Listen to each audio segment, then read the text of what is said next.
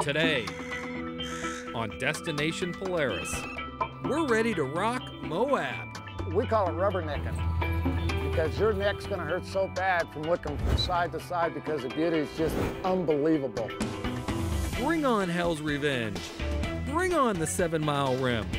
Bring it all on, because we're ready to ride. Destination Polaris starts right now.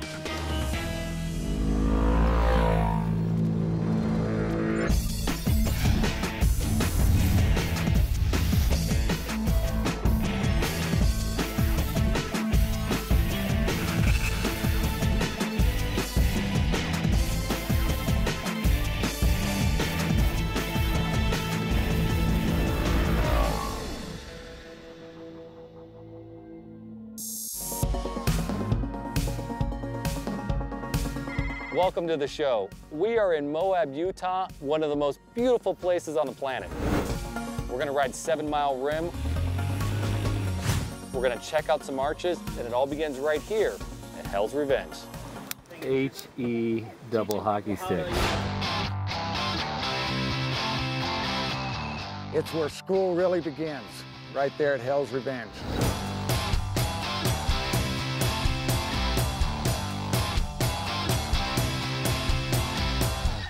I love Hell's Revenge. It's one of my favorite places. Hell's Revenge is like a staple. Like, I take everybody there. It's actually the most sought-out off-road trail in the United States. Okay, I get it. Everyone loves Hell's Revenge, and why not? You got places like Devil's Backbone and hot tubs. What's not to like? Hell's Revenge is located right in the town of Moab. Moab is roughly 4 hours south of Salt Lake City. It's not a stretch to call this place the outdoor capital of the U.S. We're the off-road capital of the world, mountain biking capital of the world, the river running capital of the world. People from all over the world come out here to visit Moab. We'll get to tons of riding in just a second, but I gotta get something out of the way first. If you go to Moab, even if you don't plan to ride, there's one place you have to go. Above anything else, when you come to Moab, you show them the direction to Arches National Park. And a lot of those people go in there and they come back and they say, "You weren't kidding, that was the most beautiful place I've ever been in my life." Right now we're driving on the entrance to Arches National Park. These are all man-made arches in here. There's nothing natural at all. They did a great job. It's just one of those places that has it all. Don't skip out on Delicate Arch. Make the hike, and I promise, promise, promise, you won't be disappointed. You cannot find a place in my book any prettier than what we're in. Sorry, nothing. Nope, not my shoe. Look at this, eat this cell phone. It's Sprint, he likes Verizon. Now that we've got that super cool, boring arch out of the way, let's go find a place to ride. Because one thing about Moab is we have over 3,000 miles of off-road trails. Oh boy, that's a lot. Good thing we have Kent Green along for the ride. He's a good old-fashioned Moab cowboy who happens to be a fantastic local guide. I've been here in southeastern Utah for 55 years. Most of my life's been here in Moab. I don't go anywhere without my cowboy hat. So Kent, tell me where we're going today. What's our plan? What we're gonna do today was we're gonna go out to a place called 7-Mile Rim. And we're gonna connect into some trails out there, also called Monitor Merrimack, Bartlett Wash, Hidden Wash. It's just a fantastic area out there. It's a great place to ride. A lot of diversity in the terrain that we have out here in Moab. You're gonna be impressed with it. Do we have to bring this guy? We gotta bring Chris. He's the man. Chris is the mad scientist behind Marshall Moto Art.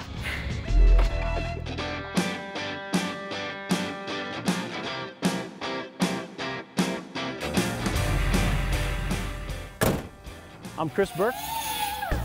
We're known for more of the wild. This is Brutus. This is our shop rig, so we went a little bit over the top with it. You know, out there, high end. vehicles. I don't want to do what everybody else is doing. I want to kind of put our twist on it or do something just completely different anyway.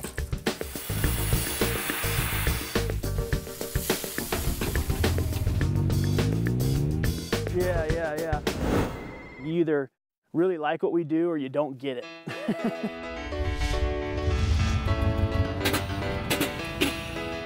Yeah, I'm fine with that. We met Chris a few years ago, and man, did he blow us away.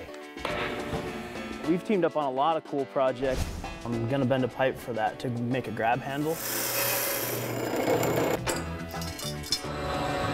And then we started doing the Project X's together. I'm Chris Burke with Marshall Moto Art, and this is Project X. Play buggy out of a Polaris Ranger. We turbocharged it. We put my 5.5 cage kit on it, some long travel suspension. Then we did Project Spider-Monkey. Today we're gonna start our build on the world's biggest, baddest 6x6, which is crazy over the top. Over 100 grand in this thing. 6x6 with a trailer with independent suspension, and air ride, and pop-up tent. It even comes with its own ladder. Chris brought one of his little toys for this trip. Recently we did the very first Razor XP 4900. We did our cage with going doors, turbo kit, long travel. So basically this is a stock machine that we added our cage, our radius roofline cage, and our going doors here. So our going doors have really taken off. Sending them all over the world. Dubai, Indonesia, I've got some in Russia. Yeah, they look cool. I mean, when you can pull up and you're like Back to the Future, your door comes up, it definitely gets attention. And just to keep everyone in line, Kent brought along his daughter. Back over here, Metal Masher. One thing about it is that he knows Moab inside and out. Alrighty, yeah, anytime. You could stick him, blindfold him, you know, put him in a helicopter and stick him anywhere in Moab, and he would know exactly where he was. And then you follow that ridge out there, it's called the Porcupine. What are you doing out here? Out here to play and have some fun, get out of the shop for a little while. You gotta have that H2O. Out here, you gotta drink at least a gallon of water a day. If you don't, you'll be hurting. A lot of people out here get in trouble not drinking enough water because our heat's so dry out here. You have to have water out here to survive. Go time. It's a ridiculously nice day. That's where we're riding. How could you not be excited? All right, we're just getting started on our Moab adventure. Stick around. There's much more ahead. You're watching Destination Polaris.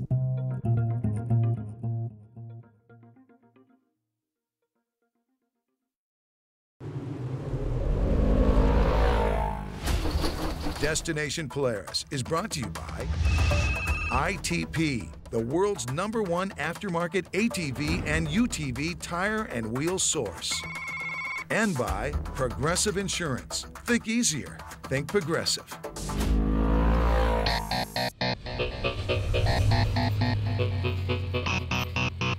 Welcome back to Destination Polaris. We are in Moab, Utah, where there are so many places to ride, it's hard to choose. We kick things off at a place called 7 Mile Rim. 7 Mile Rim is a very popular trail because people are able to come out that are not very experienced, but yet be able to challenge themselves, have the confidence on doing what they're here for. We call it rubbernecking because your neck's gonna hurt so bad from looking from side to side because the beauty is just unbelievable. We've got local guide Kent Green and Chris Burke from Marshall Moto Art along for the ride. We're a business called Moab Cowboy Off-Road. We do tours in our Polaris Razors, and it gives an opportunity for folks to come and drive one and follow behind the guide. I met Kent Green at the Rally on the Rocks event. We've kind of been palling around and doing stuff ever since. He knows this place, he's been here forever, so I was able to go places I normally wouldn't go. We're on our way to a local spot called Uranium Arch, but before we get there, let's make a quick pit stop, check out the view. All right, we're gonna walk out here and look at this point. I'm gonna let you go to the edge. Oh, I love the edge, doesn't bother me at all. All right, right out here in Moab, Utah, a little over 5,000 feet above sea level. And right straight across from us where those red benches are before you hit the LaSalle Mountains are 6,000 feet. This courthouse wash goes down and it hooks right in Arches National Park over there. And then that big layer of rock right there is a sandstone, and then you get into the towering rocks. How far across the way? You can see 100 miles in one direction, and that's what we're looking at, is over 100 miles. And then right underneath us, got these switchbacks, come right on up, and then right over here to our left is where we hooked into the 7 Mile Rim. We're about a little over 300 feet if we was to take a step right over there. No wonder the old timers liked it out here. It was just a real bugger to get out here with hand carts and wagons. Did you say the word bugger? I did say bugger. You know what word I'm thinking of? Lunch. But let's do a little more riding first. What we have out here at Moab is trail markers. And a lot of these trail markers are painted white. They look just like you're driving down a highway, only but you're on a rock. As long as you follow those trail markers, you'll stay on the trail, and that is very important out here. Is this part of your lunch tour snack? This is a really good place to sit back and have a snack or lunch. Just take a second to see where we're sitting. Not bad, huh? Have a good drink of water, look at the countryside. It's pretty amazing what Mother Nature has done out here for us. Here's some inside info. If you do this 7 mile ride with Kent, you'll want to keep lunch short. For one, there's lots to see. But Kent can talk your ear off with all sorts of stories, what I like to call Kentisms. We're going to a place where the men were men and the girls were nervous. Sometimes it rains so hard it's like a cow peeing on a flat rock. These canyons so deep the crows has got to double up to fly out of here. It's a doggone. You get the feeling Kent can go on all day. Sometimes we get rain out here that's called a toad choker. He can go on forever. Any subject, any subject. Actually, we're glad that he does this because then he comes home and he's a little quiet. Okay. I think I got my fill of cowboy wisdom for the day. Coming up next, where are these darn arches they're talking about? I can't find one anywhere. You're watching Destination Polaris.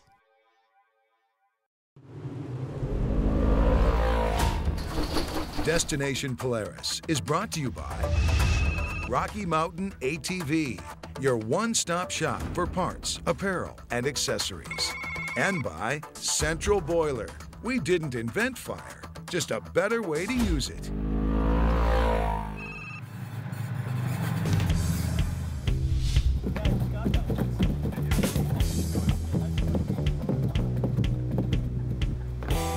Welcome back to DP. They say there's 2,000 arches in Arches National Park. But one of the coolest is actually outside the park on 7 Mile Rim.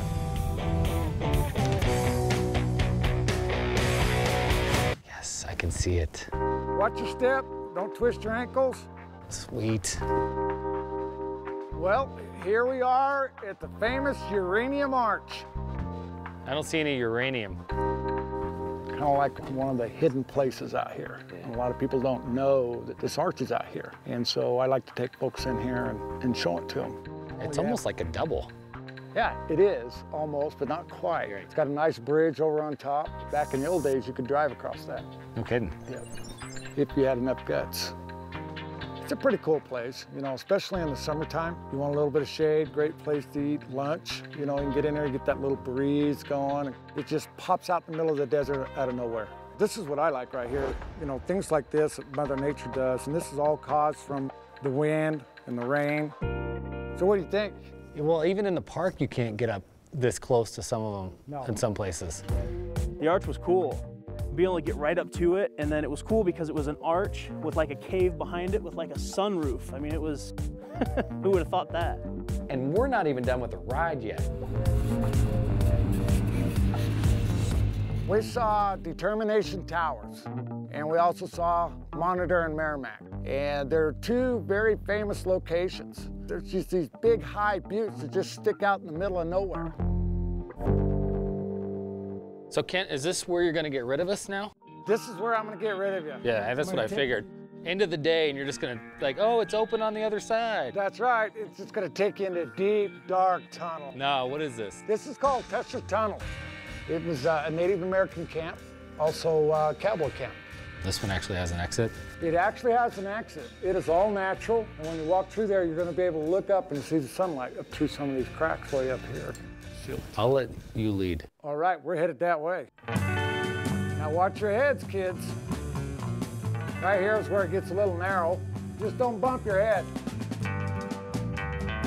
See, there is there's another side. light at the end of the tunnel.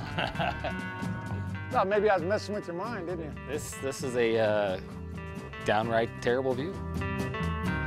Wow, look at that, Jared. Isn't that wild? That means that it's dense, a dense layer of the earth. It's very soft.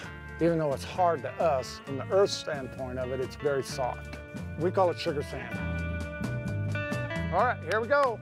Chop, chop, kids. Chop, chop. Tusher Tunnel, that was cool. You know, literally it was cool. It was like 20 degrees cooler than every place else we were. Seriously, that ride we just did is only 7 miles long, and you can spend days on it. Everything's so beautiful. I think sometimes people just kind of go off and they get lost because they're like, oh, that's pretty. Oh crap, where am I? So here in Moab, the term hot tub takes on a whole new meaning. Coming up next, I'll show you what I'm talking about. You're watching Destination Polaris.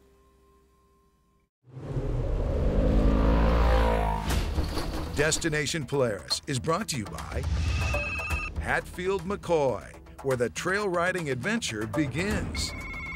And by Maui Jim Sunglasses, the fastest growing premium polarized sunglass maker in the world.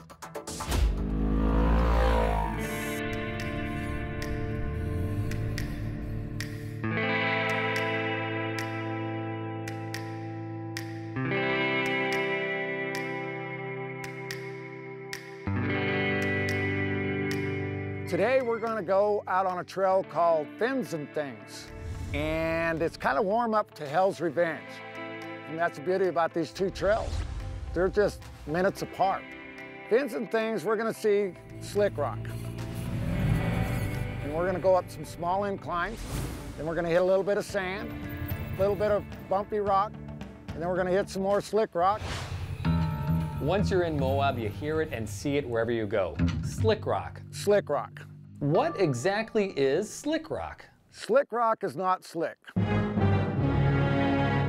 Slick rock. And the reason they call it slick rock is because of the cowboys. When they were out here running cows, they had metal horseshoes on, so they would slip.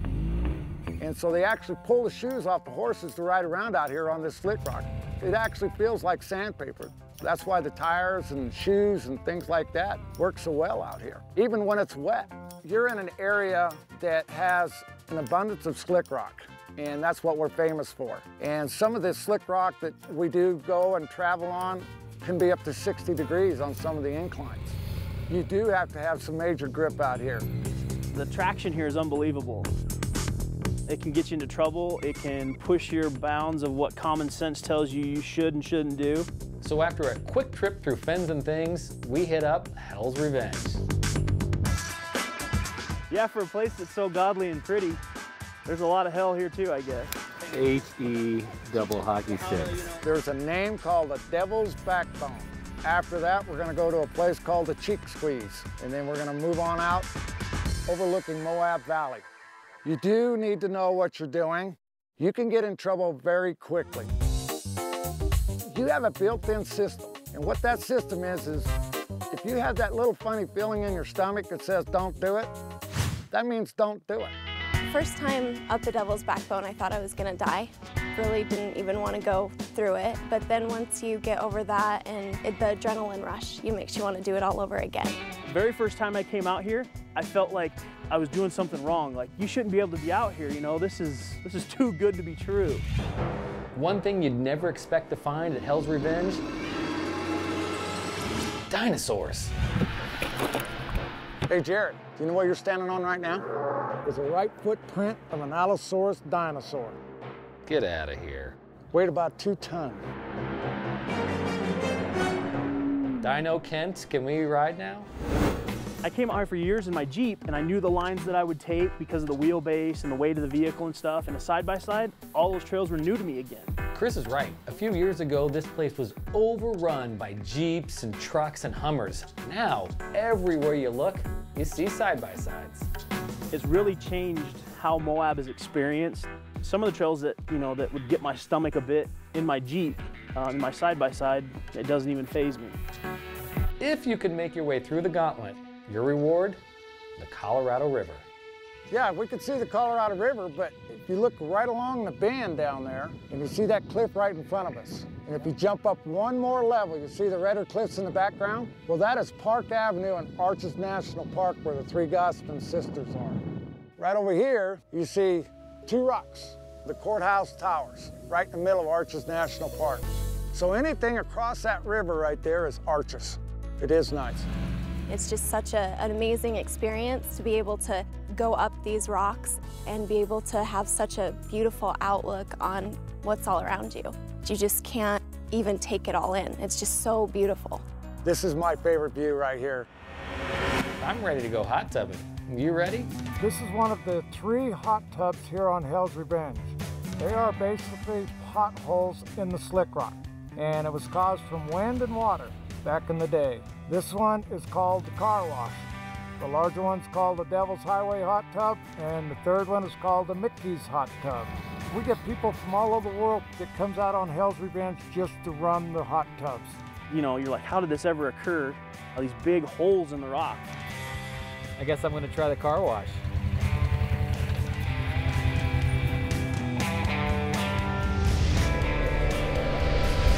So that's just a sliver of what Moab has to offer. If you get the chance, go. It's like no other place you've ever been. I've probably been on, 15 trails here, so that's like this much of Moab.